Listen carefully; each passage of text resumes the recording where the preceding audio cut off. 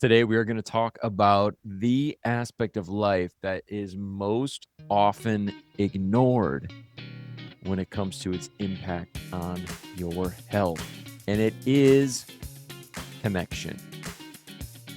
Welcome back to the Begin Within Health Show. I am your host, Nate, and today I'm pulling together some insights from conversations and research and my own thoughts from this past year in the area of connection and relationships. I have for a long time promoted this as one of the 6 pillars of health. One of the things that contributes to your health more than anything else. And this one, like I mentioned, I believe is the most often overlooked, the most often ignored, especially in comparison to the amount of benefit that it can bring to your health. And I'm not exaggerating on this. The research is clear that the opposite of good, strong social connections, that is loneliness and social isolation, are linked to disease and a shorter lifespan. Social connections and relationships help you and me to be healthier people and to live longer. So, this is the connection episode for people who know that relationships matter, but keep putting them last on the priority list. We all tend to do that, especially when we think in terms of health. What can I do that's going to improve my health? How can I be healthier? I got to do this. I got to do that. I got to do this. What we've got to do is have good, healthy relationships. Now, before we dive into some of the conversations that I've had this past year on the podcast, and like I said, some of my own insights from research that I've done, before we dive into that, I just want to help you to understand how serious this issue has become. Going back a few years ago, back to 2023 in May, the US Surgeon General did something unprecedented. The Surgeon General released an official public health advisory declaring loneliness and social isolation to be a widespread epidemic. Not just a problem, an epidemic. The advisory compared the health risks of loneliness to smoking. Let that sink in for a moment. Being lonely, being equated in terms of health risks, in terms of the danger to your health, being compared to smoking. No, that's pretty wild. I think for me, mind blowing. The document that the Surgeon General put out, it showed the profound ways that a lack of social connection can increase the risk of heart disease, stroke, dementia, depression, anxiety, and premature death. This is the U.S. Surgeon General saying we have a health crisis on our hands, and the health crisis is loneliness. It's a lack of good social connections. And the thing that makes this so insidious, so, like I said, often overlooked, ignored in terms of its impact on health, is that we live in probably the most connected era in human history. We have smartphones, we have social media, we have Zoom, video calls, podcasts, YouTube, instant messaging, but we're lonelier than ever. We're lonelier than ever. And that's simply because digital connection, even though I love that you're listening here or watching on YouTube, digital connection is not the same as real connection. Liking someone's Instagram post is not the same as having coffee with them. Following someone on social media isn't the same as actually knowing them and what is going on in their life.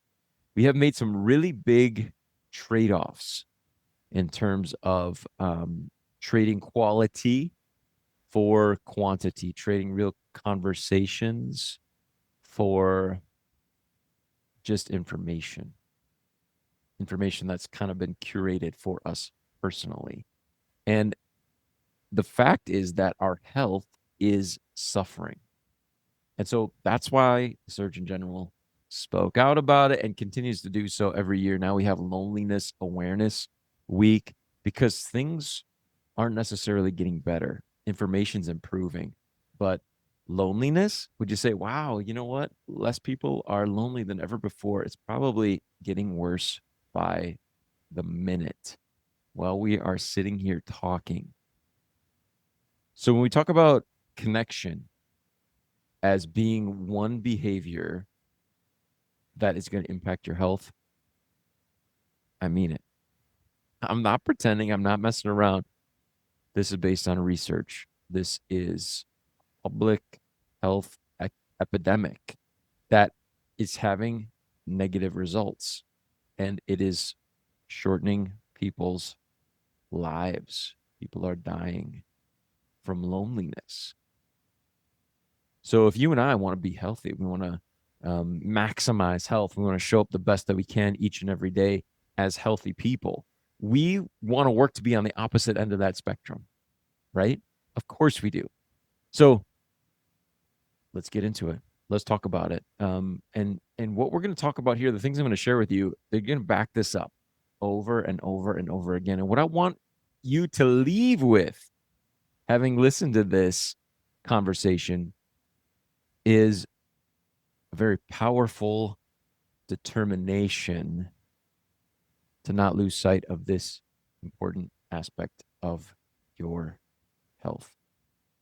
Now, we're going to start with something that is going to make a lot of sense. This is research that's been done on people who live past 100 and looking at the most important factors that contributed to their long lives. And guess what? It is not diet or exercise. Now, those might be helpful. They might contribute to that person's long, healthy life, of course. But the bigger predictor is social connection.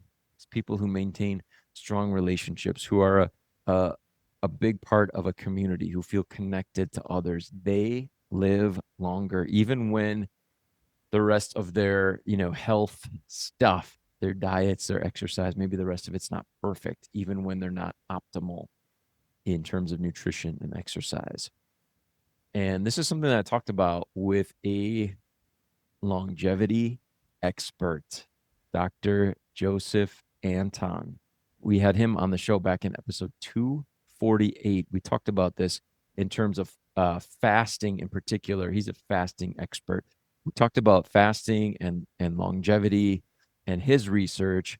And I want to just share with you a clip from that conversation where he had to touch on the aspect of this episode today, the theme of our episode, social connections.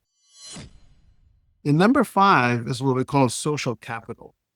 Are you happy? Are you purposeful in life? Is your family next to you? Are you well set? Are you receiving love and giving love? And this turns out to be probably neck to neck with nutrition, the top 2 most important factors. Why nutrition? Because again, it's the only product you consume every day of your life, the day you're born to the day you'll die. And the social capital and the happiness and the purposefulness are so important because they dictate all the other pillars. If you're happy, you're sleeping better. If you're happy, you're stressing less. If you feel the purpose in life, you're more committed to your success, etc. Then you eat healthy, then you stress less, then you sleep better. So it's the mother of all the other pillars. Very important. Wow. Got it. That surprises me. I mean, and I will trust you 100% on that. That the social capital is as important. But as you were telling me that, I was thinking about even I think the Surgeon General not too long ago was talking about the epidemic of loneliness Yeah. and how like loneliness is the new smoking. That And we need worse, that. Yeah. worse, worse. The loneliness leading to depression, leading to then less sleep, late night eating, less exercise. It's a big health condition. It's not just a psychological impact, but it's really going to curb the longevity of people. I want to reinforce that again. Think about health, we think about veggies, we think about protein. We talk about that here a lot on the show. And I think about those things a lot as somebody who's very interested in health. But let's slow down. As much as nutrition impacts our health, and we all agree on it, we know it, we acknowledge it, it is powerful for us feeling good, being healthy. What the expert on long life just said is that social capital, that is connection, that strong relationships, it's neck in neck with nutrition as one of the top factors for long life. That means the quality of your relationships might be just as important as what's happening in your nutrition. And like I said, I know we think about nutrition a lot when we think about health, but relationships being just as important, just as important. Now, of course, it doesn't mean that you can just do whatever you want in terms of health, but if you have good friends, you're gonna be healthy and you're gonna live a long time. That's not what the research is saying. But it does mean that if you and I are over here, we're like obsessing over the perfect diet and the optimal workout routine, but we're completely neglecting relationships and a sense of community, then we're missing a huge piece of the health puzzle. We might be checking all the boxes, doing everything right, but if that one's not checked, if we're not even trying to have good, solid social connections, we are missing a huge piece, right? And that, again, that's what the research shows, including those who have lived past 100. The things they have in common, yeah, some nutritional similarities. They're moving regularly. They live in societies where they're moving around throughout the day, but they also have tight knit communities. They have purpose. They have people that they see regularly. They are not lonely and isolated. And that is a big reason researchers tell us that they have lived so long. So, what's really happening here? We could guess, right? We could guess at what's really happening. Why is it that those good, strong social connections end up impacting health and long life so much? What could be happening is that loneliness, a lack of those connections, creates stress, and stress drives all kinds of problems, right? Inflammation, for example, and that's at the root of basically every chronic disease that there is. Loneliness creates stress, which fuels disease. Stress is stress on some level, right? Our body doesn't necessarily know the difference between physical danger and social isolation. We're feeling stress. There's a problem, and so there's a stress response, and our immune system gets compromised over time. So when you're chronically lonely, you're essentially bathing your body in stress day after day after day, which of course is going to accelerate aging and increase risk of disease. Connection, on the other hand, Connection, on the other hand, is protective. It helps us to reduce stress. It gives us purpose. It makes us want to take care of ourselves because we matter to other people. It gives us an outlet to some of those emotions. And it affects our health, it affects our longevity, our disease risk. It's healthy behavior, good social connections, good relationships with others is a healthy behavior. And so I think it should be on the same list. And I've put it on the same list here on the Begin Within Health show and in the programs that we teach our clients at Begin Within Fitness. Put it on the same list: sleep, nutrition, exercise, recovery, rest, social connections. All right, we know social connection matters. We talked about this. We talked about the epidemic of loneliness. We understand that a lot of research has gone into this, and a huge contributing factor to health and long life is social connection. So, why aren't we doing anything about it? What's happening? I got thinking about that, and then I remembered this conversation that I had back with Michelle Niemeyer from episode 283 last year, where we talked about time management and avoiding burnout.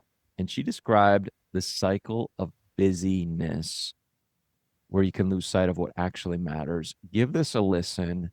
And as you listen, compare it to how you're doing. I do this clarity exercise, and from the clarity exercise, we're able to identify those things that light you up and that you might feel like you're missing. And when you find those things, that to me is a first step in kind of getting some guidance about where do I start? Because you Yeah. might not know where to start. Yeah. And sometimes when you get in that living like in a cycle of busyness mode, you've lost sight of those things that matter and that make you happy and make you feel motivated and excited and Hmm. interested in things. Yeah. And so, that's what I have people do first. A lot of the people that I've talked to, who I've observed, who I know, who are super burned out, don't know they're burned out. Hmm. Their mark of pride is their busyness. Yeah. And You know what I maybe mean? that's the mark I'm of so busy. being I'm burnt too out. busy. I'm so busy. I'm doing this. I'm doing that. I'm always, Yeah. always in action, always doing something. And even when they're on vacation, they don't stop. Right. And if anything, I have friends who come back more stressed out after vacation than they were when they left because they've packed so much into their vacation Yeah. that they never stop moving. Right. And so, you start with that and then you go to, okay, you're doing a ton of stuff. All right, great. What are you getting from it? And where burnout happens is when you tip into that place where all of a sudden it's, they used to, I see it as the same thing as what they used to call midlife crisis. Mm. And, in a lot of ways, like what happens, you work and work and work and you hit this point in your life and you're doing for your kids and you're doing for your spouse and you're doing for your parents and you're doing for your community and you're doing for your clients. And all of a sudden you're tired and you're like, what am I getting from this? Hmm. And you start feeling resentful and you start feeling detached. And, you all of a sudden feel like your clients are taking advantage of you. And everybody's always asking for things and nobody's ever contributing. Yeah. And that's the point. I mean, that's classic burnout.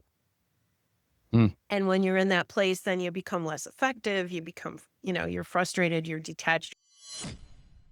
How did that resonate with you? What was there that you connected with? Right? There's the trap. We're so busy. We're just checking boxes on off the to-do list, putting new things on the to-do list that we forget to ask. We forget to slow down and say, what am I even doing this for? Who am I doing this for? And what relationships am I neglecting while I chase productivity? Michelle did such a great job of connecting that sense of busyness to actually the impact on our relationships. Now I feel like other people are kind of in the way rather than they are the way to good health, right? And to us being the best version of ourselves. When we get stuck in that cycle of busyness, we can't even remember what it feels like to have those good, solid connections. We lose touch with people and the activities that matter most. We're like the hamster on the wheel. We just keep running faster and faster and faster, but we're not actually getting anywhere as an individual. If you want to listen more, if that resonated with you, go check out episode 283. Michelle shared the process that she goes through with her clients, a clarity exercise that helps them to reconnect with what really lights them up and helps them to make a big shift in their life when they understand better what matters to them and what they've been, kind of sacrificing on the altar of productivity. Now, that said, I do believe that structure is helpful, especially in health. I have put out in the past and made available to people just a little weekly calendar. You probably use a calendar yourself. I use the one on my phone just to organize the day. And important health things go on the calendar, right? Workouts, um, time to eat, time to prepare meals. Got to make sure that we have our bedtime locked in, right? There's a time for these things. And so my question for you is, if that method of organization works for you, then where on your schedule is the connection? And I think sometimes we get into this trap of thinking, well, if I schedule it, well, then it's not meaningful. It becomes mechanical.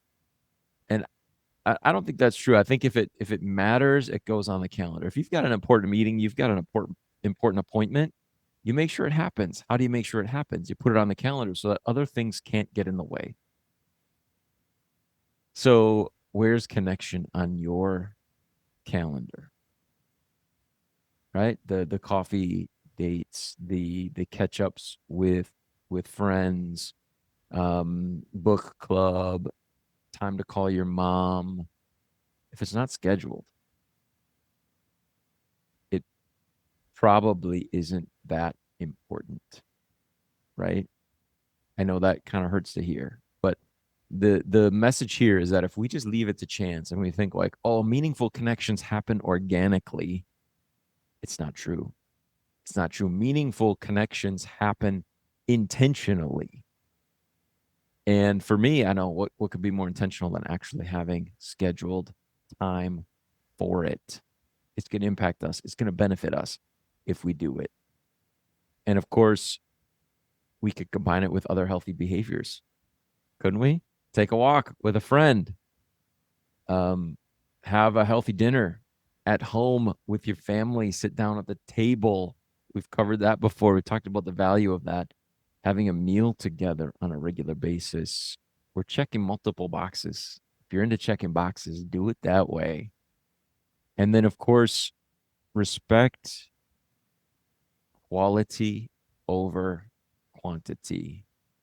We have to get out of our heads that, social media friends are actually friends. That's just what they're called, maybe on the social media platform. We need real people that we can actually connect with, that we can actually talk to, people who know us, who know what is going on in our life, people who would miss us if all of a sudden we didn't show up for a day or two or three. They would notice, they would worry. These are the people that we need. And one more thing before we wrap up, I would just say this. An interesting thing about connection is that it's a healthy behavior that makes other healthy behaviors easier. When we're part of a community, we're part of partnership. Well, now we have accountability to other people. We have others that are going to be affected by our decisions, by our healthy decisions, or by our passing on taking good care of our health. So we're more likely to stick to those things. We have a good source of inspiration. We're more likely to stick to our workout routine when we understand that that workout routine helps us to deal more peacefully, reasonably, lovingly, caringly with the people that are around us. And of course, we can kind of curate that too, right? We can make sure that those that we choose to have closest to us are also people who are cooking healthy meals, people who are taking good care of themselves in terms of health. And when we surround ourselves with those people, what's going to happen to us? We're going to be more likely to cook the healthy meals, to work out. We have a community that values health, then we're going to be someone that values health as part of that community. So if this hasn't been on your priority list, setting aside some real time for quality connection, but maybe you've been checking all these other boxes for for the sake of health, what's the message for you today? The message is make sure that this is on your priority list. The research is clear. Social connection might be as important as anything else that you're doing for your health. So here's a little call to action for you in terms of social connection. Before I share it with you, it's just this one thing that I'd like you to do that I know is going to make a big difference to you. Before I share it with you, I want to invite you, if you haven't done so, to please rate and review the show in your podcast player, follow or subscribe. If you're watching on YouTube, drop a comment. Tell me what you think, or give me a topic that you'd love for me to dig into in a future episode. It would mean a lot to me. And that engagement helps other people to find this show and helps me to keep it in the top 5% of all podcasts on planet Earth. So I appreciate that so much. But here's the social connection call to action for you. Here it is. You were thinking about somebody while we were talking today. I know you were. Reach out to them. Do it. Reach out to that person that kept that little bubble, thought bubble, that person that was on your mind and in your heart as you were listening to this conversation about social connection. Connect with them. Just reach out. Send them a text message right now, or an old-fashioned dial and ring phone call. Just reach out to them, connect with them, and see what happens. Schedule some time to catch up with them and know that it's going to benefit you. It's going to benefit them. And that is going to impact your health. And it could just add years to your life if you do it. That's what the research shows anyway. Thank you so much for listening, for watching, for being here with me on the Begin Within Health Show. I love this. I spend hours every week producing these episodes. And I thank you so much for your support, for being part of this community with me. If I can ever help you more, get over to beginwithin.fit and access some of the resources there. I'll talk with you again soon. And until then, keep taking good care of yourself.